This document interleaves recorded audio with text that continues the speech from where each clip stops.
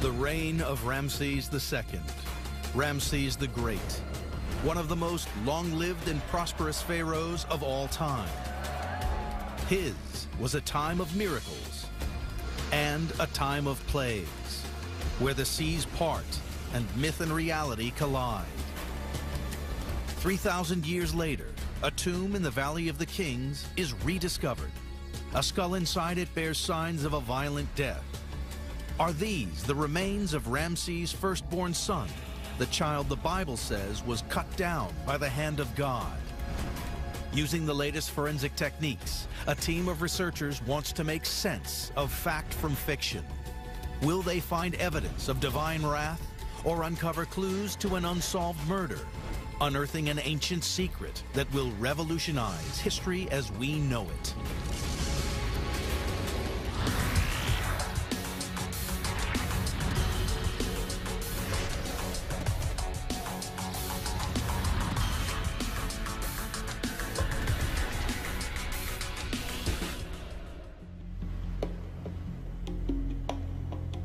Deep beneath the Valley of the Kings, one of the most important finds in the history of Egyptology, a rediscovered ancient tomb, untouched for over 3,000 years.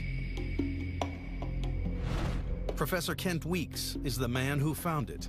He spent his whole life studying ancient Egypt, a real-life Indiana Jones. Since I was 8 years old, there is nothing I have wanted to do except be an Egyptologist. This is truly one of the most rewarding ways I could think of to spend a life. In 1978, he launched an ambitious project. He decided to map every tomb in the Valley of the Kings, a breathtaking area that was, for almost 500 years, the last resting place for generations of pharaohs. The valley is peppered with tombs, each one with its own corridors, chambers, and hidden tunnels. Undaunted by the task, Ken Weeks studied 19th century maps, some of the earliest records of this area. To his astonishment, he found the entrance to a forgotten tomb. Although it was first unearthed almost 2 centuries ago, it was never properly explored, and then it was forgotten. The tomb was named KV5. It would turn out to be the largest burial site ever found in this valley. The find made headlines around the world. KV5 is a staggering, multi-floored warren of tunnels and rooms. To this day, most of its chambers haven't been properly studied. But one chamber did give up its secrets. Weeks found an inscription, and then some remains, including a skull. A very special skull. It was here, in this pit, that we found the human remains of an individual I believe could well be the firstborn son of the Pharaoh Ramses II. The son's name was Amenhotep. His death played a key role in the history of Egypt. The story of his end is told in the Bible. It's part of one of the most famous and studied records in the scriptures, the story of Exodus. Moses parts the seas, freeing his people by leading them out of Egypt towards the promised land. According to scriptures, Amenhotep died when little more than a child during the 10th plague to hit Egypt. This was divine punishment after Ramses first tried to stop Moses from freeing the Israelites. Any physical evidence that could shed light on these biblical records has the potential to shake both history and religion to their cores. The skull found by Professor Weeks needs careful analysis. If these truly are the remains of the child who supposedly died at the hand of God, their importance is incalculable. Is this the firstborn son that is referred to in the story of the Exodus? Weeks is given special permission to examine the remains with the help of a group of scientific experts. The team first needs to determine if this skull really belongs to Ramses' firstborn son. Using the latest reconstructive techniques, they'll try to recreate his face. For comparison, the face of his famous father, Ramses II, is also being recreated from his remains at Cairo's museum. Forensic science will then establish how old Amenhotep was when he died.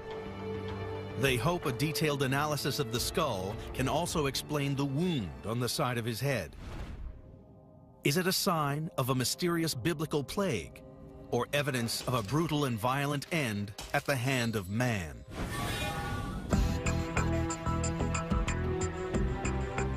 Charlie Sennett is an expert on the Bible and an award-winning investigative journalist. Kent has asked him to join the investigation. He hopes that together they can make sense of how the scientific data collected from the tomb is related to the biblical history of the Ramses story. Anxious to start, Sennett wants to see the tomb for himself. So for 3,000 years, people walked right by the big prize. Paid no attention, whatever, yeah. Yet in the sprawling depths of tomb KV5, Professor Weeks found what could be a key link to the Exodus story. The first thing we saw was a wall that had a series of columns of hieroglyphic texts.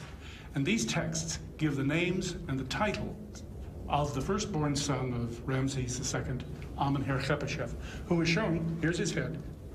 Amenhotep is walking into the tomb following his father, Ramses II, to be introduced to the gods in the next life. Now this made the tomb particularly interesting, obviously. But entering the tomb isn't easy. We had to slither on our bellies across these rough, sharp limestone chips to get inside. Professor Weeks had no idea what he would find. We thought this was going to be a small chamber. But when I push my light down, it doesn't bounce off anything. It just goes on and on into total darkness. Clearly, this was not a small chamber. The vast labyrinth that unfolds before him contains over 130 chambers. KV5 looks like an octopus with a 16-pillared hall for its body, and then tentacles going off in every which direction, not just on a single level, but on 3, even 4 different levels. It is unlike any other tomb that is known to have been dug in ancient times. At the end of the central tunnel, a statue depicting the tomb's builder, the Pharaoh Ramses II, also known as Ramses the Great. This is Ramses II as the god of Osiris, the quintessential god of the afterworld, looking out back down this hallway at the burial places of his many sons. Building KV5 would have required years of toil and involved countless workers.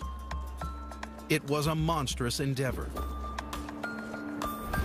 This underground labyrinth was constructed 3,000 years ago. Steel reinforcements and other modern building techniques hadn't yet been developed. So how did it stand the test of time so effectively? Egyptian builders were masters at working with rock. Their stonemasons learned about the properties of different kinds of stone and planned their work around it. The Valley of the Kings is mostly made of limestone, a sedimentary rock that is laid down in strata over several million years. The slow formation of this stone creates different qualities of rock. Most of the valley's limestone is very fine and sturdy, perfect for this kind of construction. But in some places, pockets of soft shale are present. This material expands when exposed to moisture. This has been the cause of several collapsed tunnels and chambers. Even Ramses' own resting place has been damaged by the presence of shale. The walls of KV5 show 20 representations of Ramses' sons. There's no doubt in Kent's mind that the pharaoh built this massive tomb for his children. But was this remarkable project started in honor of his firstborn child, the son that died in such mysterious circumstances? Is the key to understanding that biblical death still locked in this endless tomb?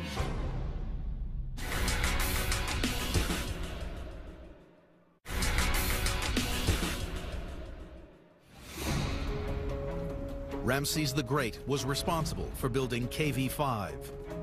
With over 130 chambers, it's the largest and most remarkable of the tombs in the Valley of the Kings.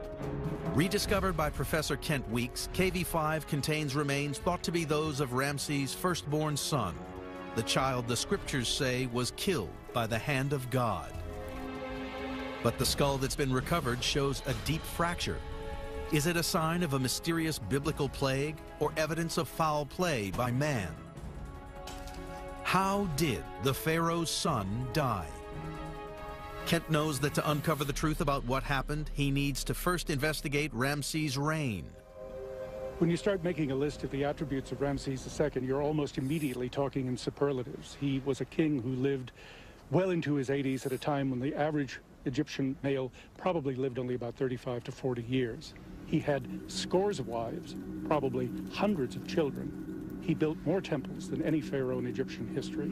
He fought more battles. By any standard, this man was a gigantic figure.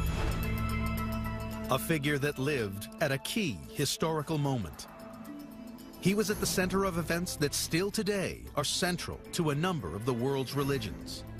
For Ramses has long been identified as the Pharaoh of the Exodus, the time when, according to the Quran, the Torah, and the Bible, Moses led the Israelites out of Egypt.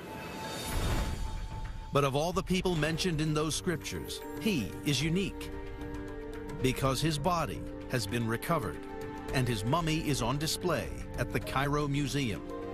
He was an actual person with a real son, a child that scriptures say was cut down by the hand of God. Kent Weeks' discovery could help uncover hard evidence that relates directly to what is described in the Bible, a story beyond belief. The Egyptians enslaved the Israelites, forcing them to build temples, monuments, and great cities. Then God instructed Moses to demand that the Pharaoh let his people go.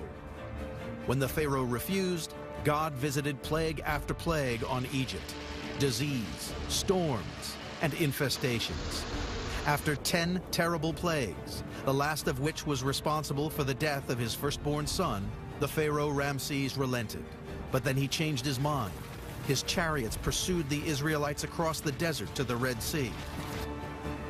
According to the Bible, Moses took his staff and parted the waters. His people passed through safely, and then the waves closed over the Pharaoh's men.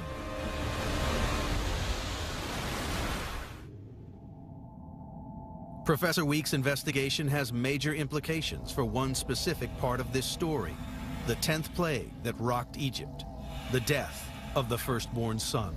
At the hour of midnight, I will go out into the midst of Egypt, and all of the firstborn in the land shall die. The scriptures record that the hand of God took Ramses' firstborn son. Kent Weeks believes that he has found his body. Can the team identify scientifically the nature of this mysterious hand of God? Before doing so, they have to confirm the identity of the skeleton. To do so, they are using the latest reconstruction techniques. After 3,000 years, the faces of Ramses and the person believed to be his son will be brought back to life. Will there be a resemblance between the two? Professor Caroline Wilkinson is a forensic anthropologist and leading expert in facial reconstruction techniques. As well as being responsible for identifying the skull, she's overseeing the task of recreating Amun-Herkhepshef's face. The first step in creating a model involves taking dozens of high-resolution digital images of the skull, a complete and accurate record. But before making a start, Professor Wilkinson must assess the skull's condition and identify its pieces. It's actually much more sturdy than I thought it would be. Yeah, the bone is in good condition. The bricks are ancient. Yeah, and it's quite thick bone too. Yes, it is. Yeah, I think all of this can be easily put back together. And the mandible's in very good condition considering, because we've got a lot of teeth. Yeah. They begin the risky business of cleaning the skull. 3,000-year-old bone is particularly brittle because conditions in the tomb cause it to dry out. Professor Weeks is all too aware that one slip of the hand could destroy vital clues. Can forensics really link these bones to the biblical story of Exodus, a story whose authenticity is questioned by many of archaeology's leading academics? Maybe there is something there in the story, some sort of a core or a nucleus of truth in the very remote past, but I can assure you that the picture that archaeology provides is completely a negative picture. All the scientific team can do is record and analyze any data they retrieve from the find. We're looking at this from above at the moment, so we've got the back of the skull here, and this is the brow here, so the face of this individual will be underneath this cushion. You can see that he's got quite a long sagittal contour, which is basically in profile. You get a very long length to the skull, which is something that's common with ancient Egyptians. The country of origin reflects Professor Week's expectations, but it's not enough to confirm this is the firstborn son of Ramses the Great. The scientists have finished cleaning and assembling the remains. Dozens of images are taken and scanned. They are used as data to rebuild the face of the person believed to be Amun-Herkhepeshef. Many of the photos are also sent to other laboratories, so every aspect of the bones can be studied. Could the results show that the child Amun-Herkhepeshef was struck down by God?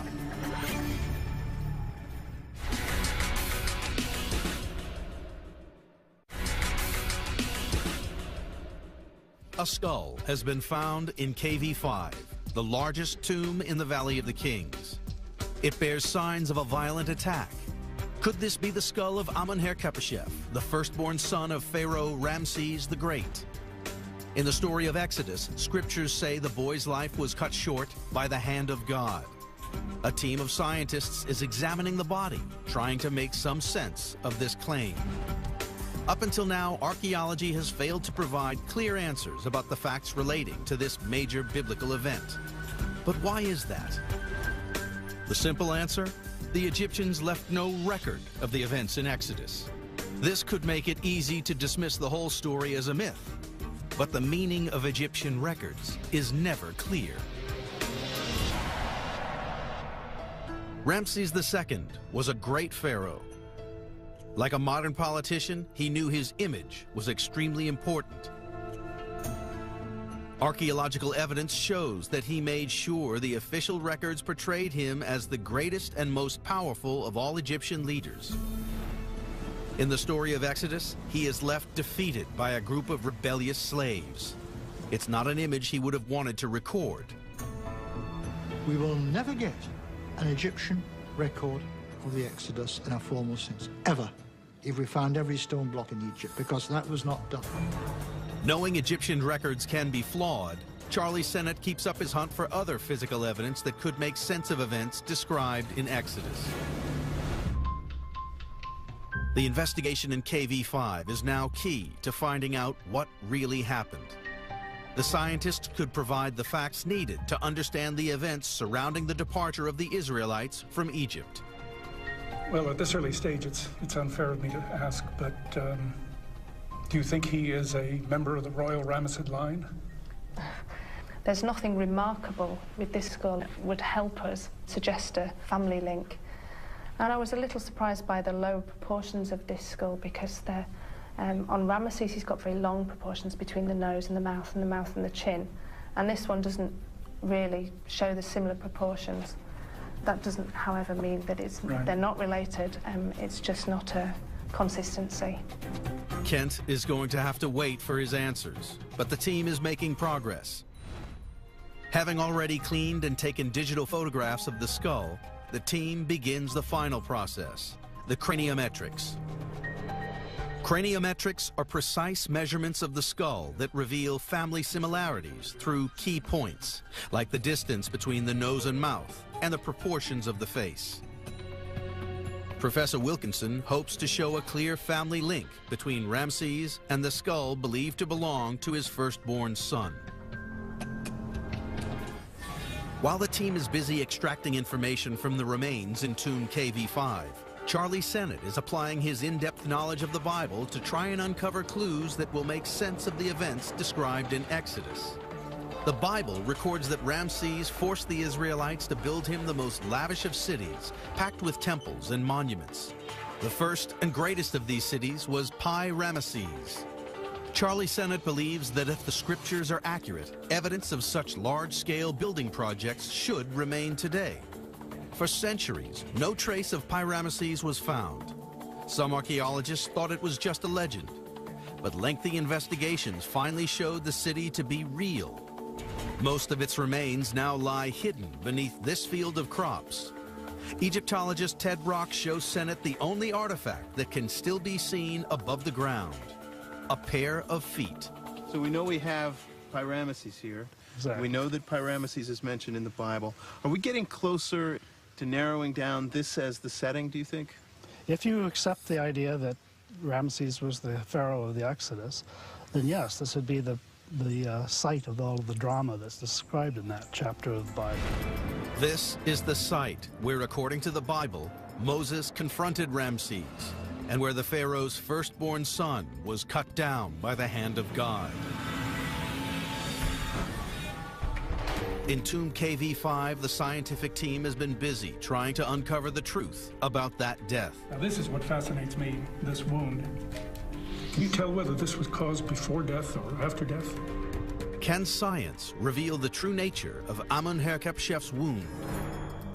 The Bible says Ramses' son was killed by a plague, divine punishment for the pharaoh's treatment of the Jewish slaves. But if this is the pharaoh's son, what would have caused this wound? Is this evidence of a murder?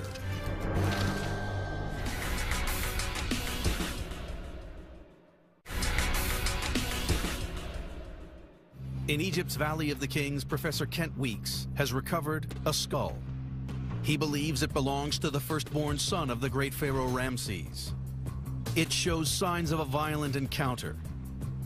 But the Bible says the child's life was cut short by the hand of God.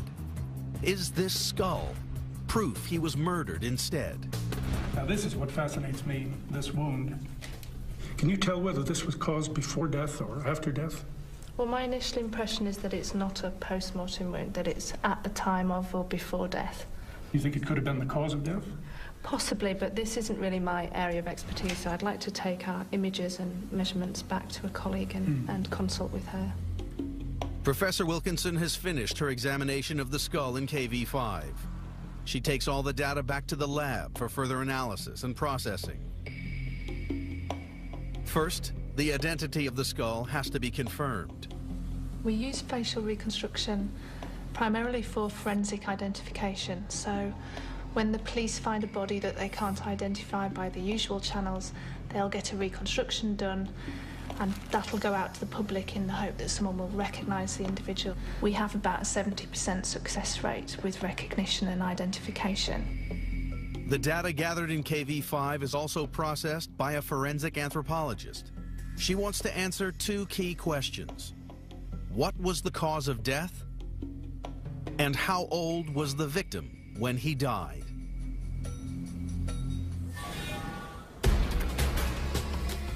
Scriptures don't reveal much about the daily life of Amun-Herkhep-Shef or say much about his character.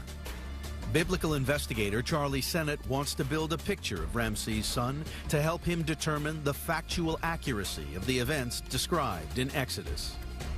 To help him do this, he's traveled to the Temple of Abu Simbel to meet Egyptologist Dr. Gabala. The Temple of Abu Simbel was one of ancient Egypt's most fabulous constructions.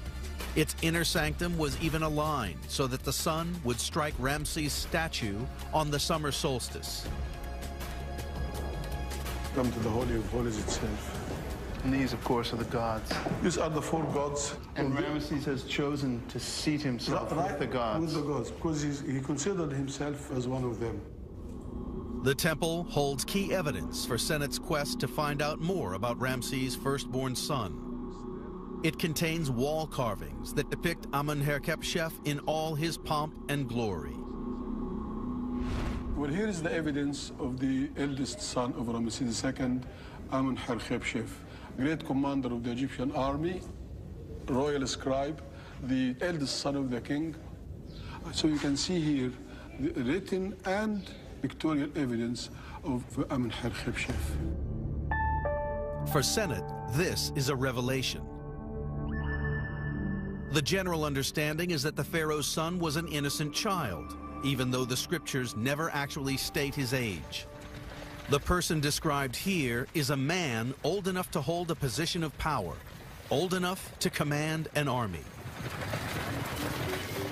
The question is, How does this information relate to the forensic evidence that the scientific team has found in KV5? Professor Sue Black is a top forensic anthropologist based at Dundee University in Scotland. She's worked on some of Britain's toughest murder cases.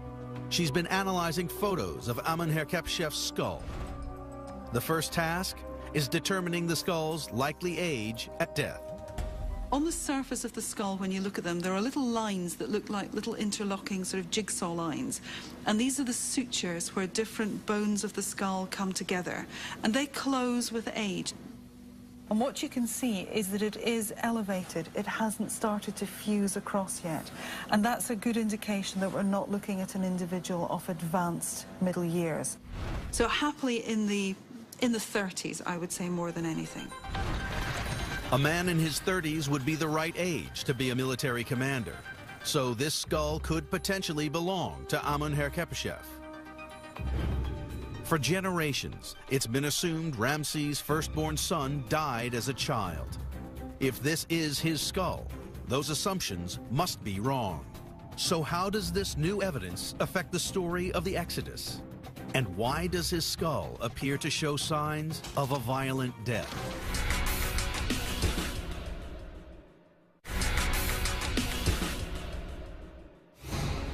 The story of the Exodus, one of the most famous records from the Bible. God, angered by King Ramses' enslavement of the Israelites, punishes the Pharaoh when he fails to free them. He sends Egypt 10 plagues. The last kills Ramses' firstborn son. Now, Professor Kent Weeks thinks he's found this son's remains, and they point to something no one had expected. This new evidence reveals Amenhotep did not die as a young child. He reached adulthood. The forensic analysis of the bone structure matches the information from the inscriptions at the ancient temple of Abu Simbel. Professor Weeks believes this is enough evidence to make it a credible theory. He also thinks the historical records contain important clues about the relationship between father and son.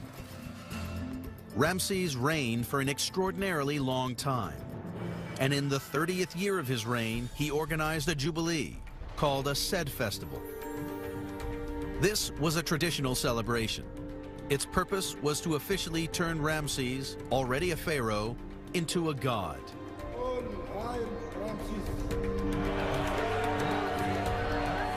It's extremely important that the power of the king be kept fresh, solid, and strong.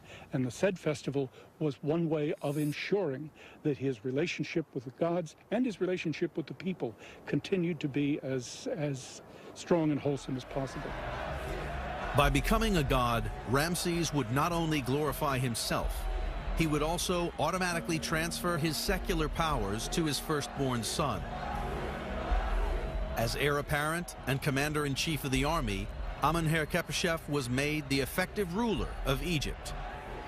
He became pharaoh in all but name. There had to be, in effect, a secular king, someone who could deal with the more mundane royal activities. The most logical candidate for that would be the heir apparent, the crown prince, who in effect became an assistant pharaoh. If these events took place, Amenhotep was not the sacrificial innocent child described by biblical tradition. He was a politician, a leader, and a general. But how does this theory sit with the enduring account given in the book of Exodus?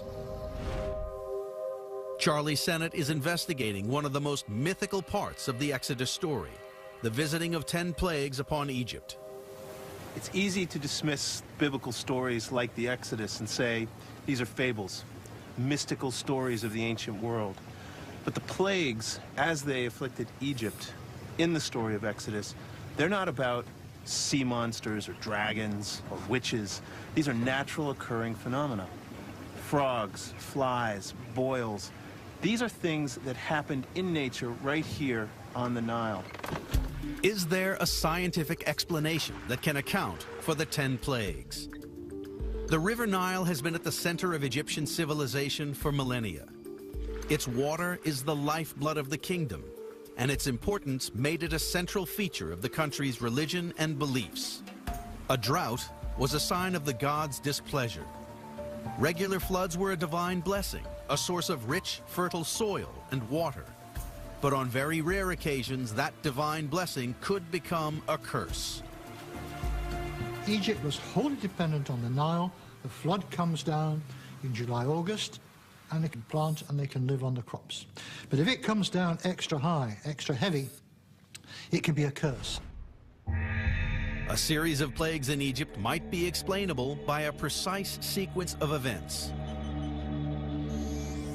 The trigger for this disaster starts thousands of miles away, in Ethiopia. Here, the torrential monsoon rains swell the Nile's many tributaries. When the rains are relentless, they cause heavy soil erosion. The soil contains large quantities of iron hydroxide particles. This component makes the water rusty red. If too much of this nutrient-rich dirt is picked up, a red tide of Ethiopian silt pours into the Nile. A deadly chain reaction begins. It'll bring dense masses of soil, including what the Germans call rot erde, or red earth, very fine earth. And this is blood. The fish are both poisoned and suffocated. They die en masse. The second plague strikes soon after, frogs. Fleeing the polluted Nile, frogs swarm the land. In the absence of this predator, flies and gnats multiply unchecked, the third and fourth plagues. In turn, waterlogged fields breed anthrax, source of the fifth and sixth plagues. There were possibly two forms of anthrax, a very deadly anthrax which came into the grasses, which the cattle ate, and they died. There's another anthrax through insects, a skin anthrax, and that means that people get very nasty skin diseases. Hail rarely strikes in Egypt, but in an unusually cold February, the seventh plague wipes out whole crops. So by March, the traditional time of year for locusts, Egypt's eighth plague, the country is in ruin. The locusts are driven out by the ninth plague, the hot, dry winds of the Khamsin, the seasonal sandstorms that begin in April. As they blow across Egypt, the sun disappears for days at a time. Then finally, by March, April, Khamsin, darkness, dense, dark cloud. You can't see your hand in front of your face, we would say, and the whole place is choked up. What a year! The last plague is the most deadly of all, the death of Egypt's firstborn sons. In the Bible, the Hebrews are instructed by God to paint lamb's blood on their doors so that the angel of death will pass over them without taking life.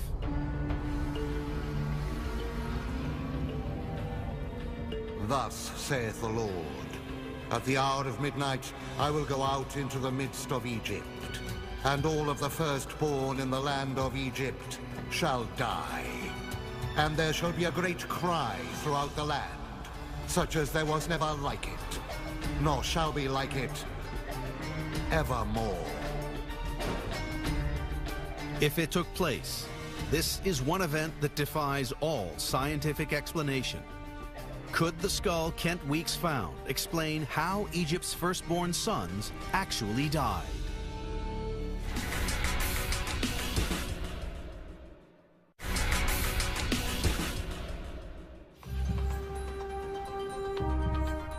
A skull is found in the Valley of the Kings. It could belong to Amenhotep, firstborn son of Pharaoh Ramses the Great. The Bible records that Amenhotep died by the hand of God during the 10th plague to hit Egypt. But if the skull found in tomb KV5 is that of Amenhotep, Professor Sue Black believes the cause of death is far less mysterious than the hand of God. The depression on the skull suggests that the victim took a heavy blow to the head. It's not a pre-mortem injury because there's no evidence of it showing healing. So it either has to have occurred peri-mortem, around the time of death, or after death. So I'm very happy to consider this to be a peri-mortem injury. The cause of death is blunt force trauma. But what happened to cause such an injury? There are a number of theories that could explain this. One is an accident. In Egypt, a chariot was the equivalent of a fast motorbike or an MG. The two really strong horses up in front. You could go whoosh, across the parade ground, and if you hit anything, oh boy. An Egyptian chariot could reach 25 miles an hour. Falling off could be lethal. Another possibility is foul play. There are other recorded incidences of murder within the Egyptian royal household. As heir to the throne, Amenhotep would have been the center of much envy and rivalry, making him a prime target. There is a very famous story of a conspiracy hatched out by the princesses of the harem to kill Ramesses III. We have the documents that tell us this story, and therefore we know that there was rivalry. Yet another possibility is death in battle. We know that as the heir to the throne, Amenhotep was also the commander-in-chief of Egypt's armies. Since Amenhotep is the one son of Ramses II who is consistently and most clearly associated with army life, then in all likelihood he was done in on the field of battle. The evidence suggests that if this was Amenhotep, it's more likely he died by the hand of an enemy combatant than the hand of God. It's the part of a skull that presents the closest, so it's one that's most likely to be hit.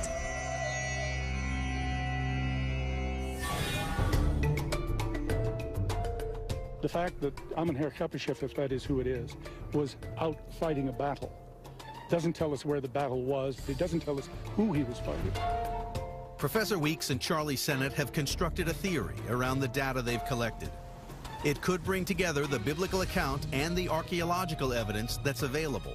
It rests on the account that Moses parted the Red Sea to enable the Israelites to escape the Egyptians. And then, according to Scripture, he let the waters close over the chariots that pursued them. Sennett has spoken to a religious expert who believes the name Red Sea is a mistranslation. In fact, the Red Sea is not the Red Sea in Hebrew. It's Yam Suf. And Yam Suf means literally the Sea of Reeds. But where would such a sea of reeds be? One location fits the description: the marshlands of eastern Egypt. They lie on the route the Hebrews were believed to have taken. Seeing the terrain, Sennett can easily picture a new way in which the Pharaoh's army and his firstborn son might have met their doom. If the Reed Sea was one of these marshland areas, then you can really start to wonder that maybe the parting of the sea was actually more like a marshland, which would have been very treacherous terrain for a chariot. The Exodus narrative is very straight. The Pharaoh sent his chariots. He didn't go himself. He was above that sort of thing. I don't chase slaves.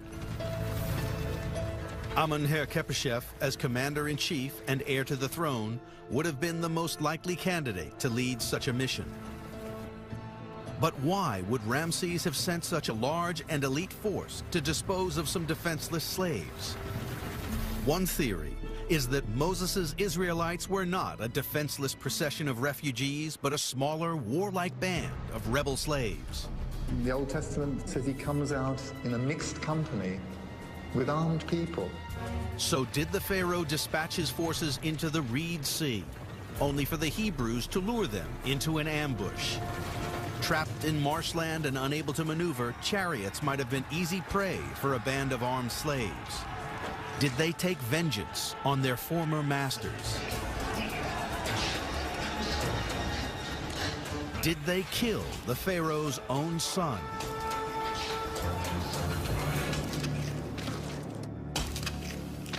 As yet, there is no scientific evidence to confirm this idea, but no evidence has been found that rules this theory out.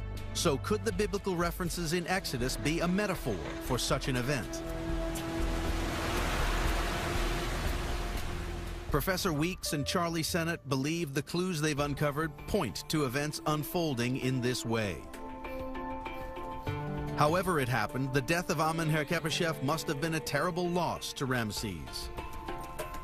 Kent Weeks believes the tomb he found was built by Ramses to send this son into the afterlife. And now he has the chance to see the face of the man he believes is Amenhotep. Professor Wilkinson has worked with a team of graphic artists to create two virtual models. How will they look side by side? First, the face of Ramses, the father. Then the face of the man Weeks is found, possibly Ramses' son and heir. Okay, this is the frontal view that Caroline has given us. This is the man. He's a rather stern-looking fellow, isn't he? Yeah, he is. I mean, certainly the most obvious thing is he looks nothing like the classical depictions of the pharaoh. Well, that's to be understood because Egyptian art was an idealizing art. It was not an attempt at portraiture. Ramses would never have been shown as an aged, balding man. He always would have been shown in the prime of his life. No, this is a human being. It's time for the final comparison. Will the two models share similar features? I'm not used to looking at members of the Ramesside court like this. I'm used to seeing them carved or painted on temple walls. It's certainly interesting to finally see the man who we've been looking for. Yeah, it's hard to define the emotions at this point. But certainly we're looking at two individuals who seem to have a strong resemblance to each other. The resemblance is unquestionable. These are the faces of Egypt's greatest king and quite probably the son who never inherited his father's throne. When Ramses died, he was over 90 years old. He had outlived almost all of his family and left countless memorials to them all over his kingdom. The greatest of them all is KV5, the largest tomb complex ever built in the Valley of the Kings. This was Ramses' great demonstration, not only of his power, but also of his grief for Amenhotep, his firstborn son, the pharaoh who never was. Killed perhaps by a blow to the head, a blow delivered by an unknown hand that men would later call the hand of God. Laid to rest in a tomb fit for a god. A tomb that holds over 130 chambers, some still closed and unexplored. Who knows what they will reveal? Perhaps one holds the key to this mystery, and one day it could help unearth an ancient secret buried for over 3,000 years.